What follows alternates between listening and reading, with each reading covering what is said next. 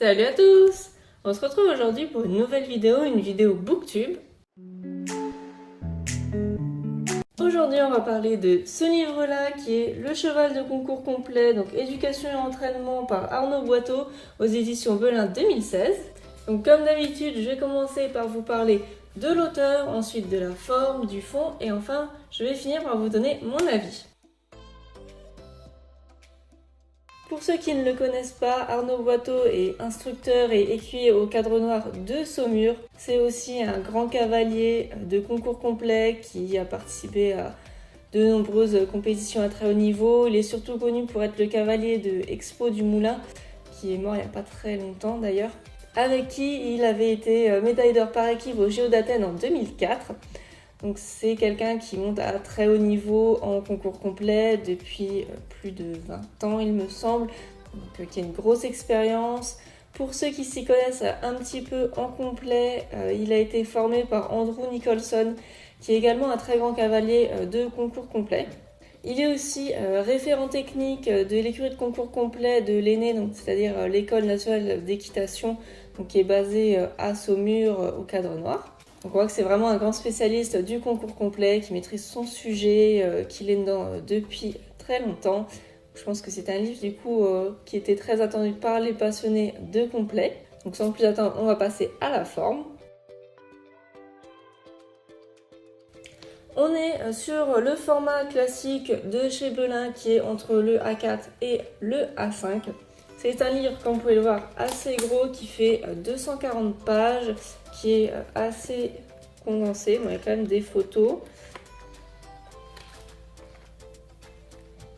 Vous trouvez aussi quelques schémas qui mettent en scène les exercices proposés. Bon, il y en a quand même assez peu, j'ai trouvé, il y en a un petit peu, mais par rapport aux exercices proposés, il y a, on va dire, 15% qui sont dessinés. Donc moi j'ai trouvé que c'était un peu le point faible au niveau de la forme, c'est que ça manquait un peu de schéma. Il est très condensé et du coup parfois c'est un peu décourageant, surtout qu'il fait 240 pages, qu'il est assez ardu à lire. Même si l'écriture reste facile à lire et on peut pas dire non plus qu'on s'ennuie, mais voilà, c'est quelque chose de très dense et parfois marquer un petit peu plus les chapitres, marquer un petit peu plus les différents passages, ça aurait été peut-être un peu plus sympa. Question prix, donc on est sur un livre à 25 €, donc on peut dire, vu ce qu'il y a dedans, vu comment il est condensé, vu les 240 pages et vu le texte qui est très très bien fait et très complet sur le sujet, on en a pour son argent.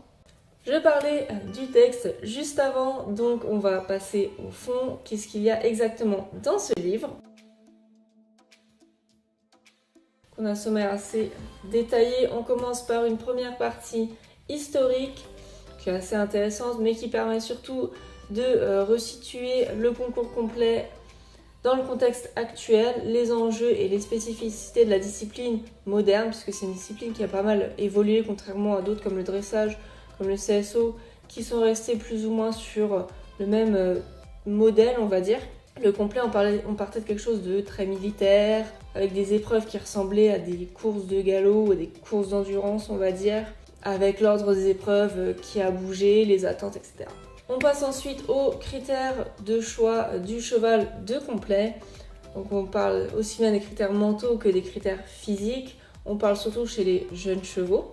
On en arrive ensuite à la formation du jeune cheval, donc qui est les 2/3 du livre en fait, et qui va du débourrage jusqu'à la dernière année de cycle libre ou cycle classique jeunes chevaux, donc 7 ans.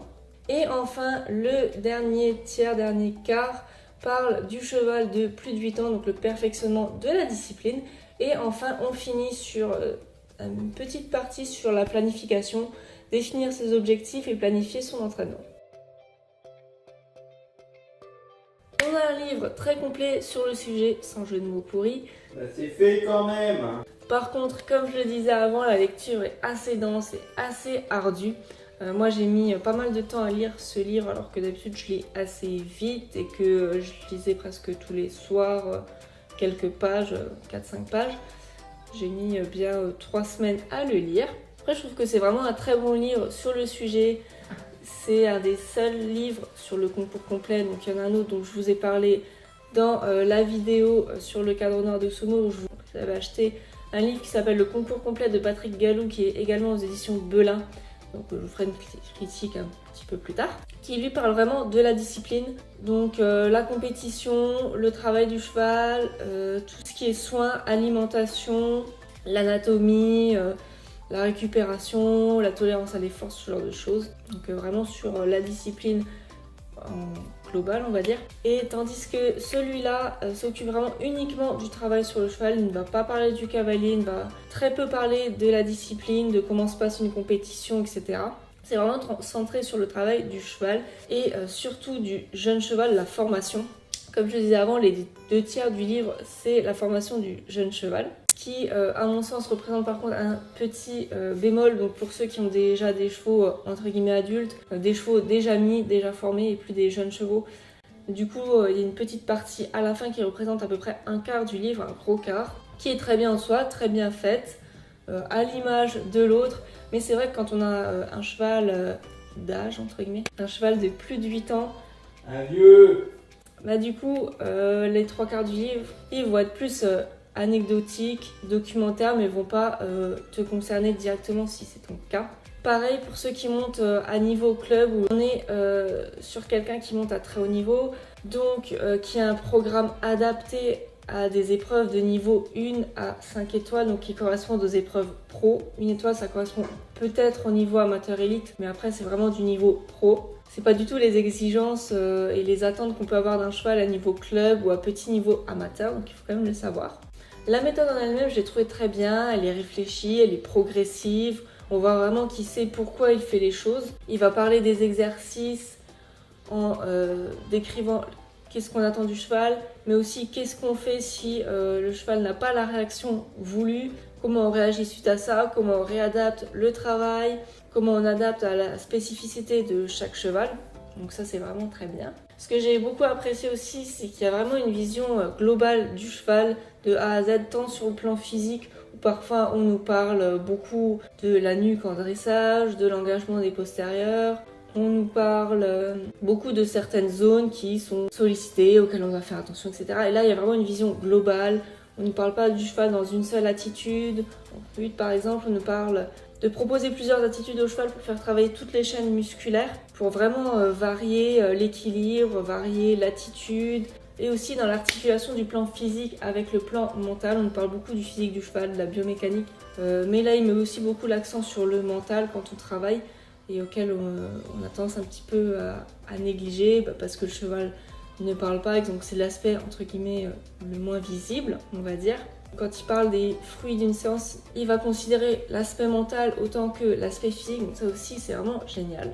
Ce qui est aussi vraiment bien, c'est que la méthode est vraiment basée sur les attentes en concours. Il y a vraiment une analyse au début sur ce qu'on attend du cheval de complet. La méthode du coup se base sur comment répondre à ce qu'on attend du cheval en situation de concours. Ce qui est aussi très intéressant, c'est de mettre en avant la spécificité du complet, parce qu'on a souvent tendance à réduire le complet à une compilation du CSO, du dressage et du cross, même si le cross n'est pas une discipline à part entière. Cette combinaison, plutôt qu'une compilation, a des spécificités, des enjeux qui lui sont propres. Donc, par exemple, il parle beaucoup du fait que le cheval de complet doit jongler entre deux attitudes, une attitude très rassemblée, très sur les hanches pour le dressage et aussi pour le CSO, et une attitude beaucoup plus horizontale, proche de celle des chevaux de course, pour le cross, qui va demander de la vitesse, qui va demander de l'endurance, de couvrir des obstacles potentiellement plus larges, puisqu'entre deux obstacles, on peut avoir vraiment beaucoup de foulée, alors qu'en CSO, on cherche à rassembler le cheval, à le compacter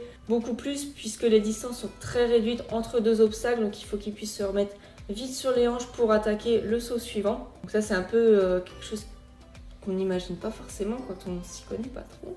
Autre partie très intéressante que j'ai vraiment beaucoup appréciée, qu'on retrouve rarement dans les livres et c'est bien dommage, c'est la partie sur la planification et les objectifs. J'ai trouvé cette partie-là vraiment très enrichissante, parce qu'on a tendance à voir certains livres comme une compilation, encore une fois, d'exercices, une accumulation, alors que là c'est vraiment des exercices choisis avec un programme bien défini. Donc c'est plus une accumulation mais une combinaison d'exercices qui vont s'articuler par rapport à un objectif. Donc il y a vraiment une progression et c'est cette idée de progression que souvent on ne nous apprend pas en club.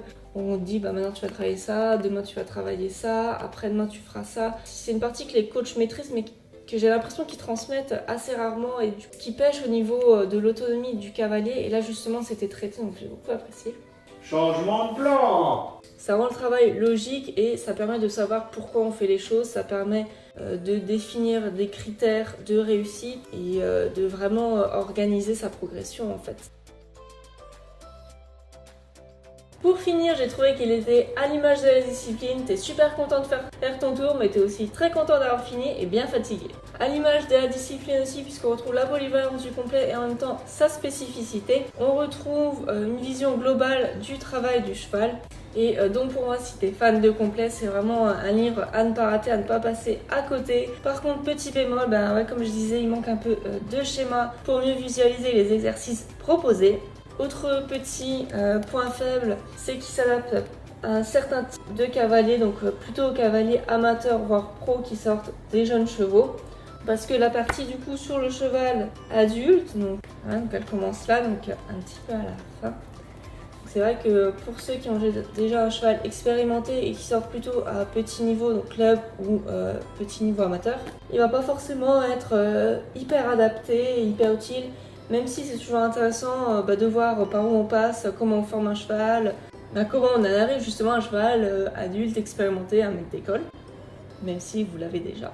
Voilà, j'espère que cette vidéo t'a plu, n'hésite pas à commenter, à la partager, à me dire si tu as déjà lu le livre, si tu envisages de le lire et on se dit à très bientôt pour une nouvelle vidéo. Salut à tous!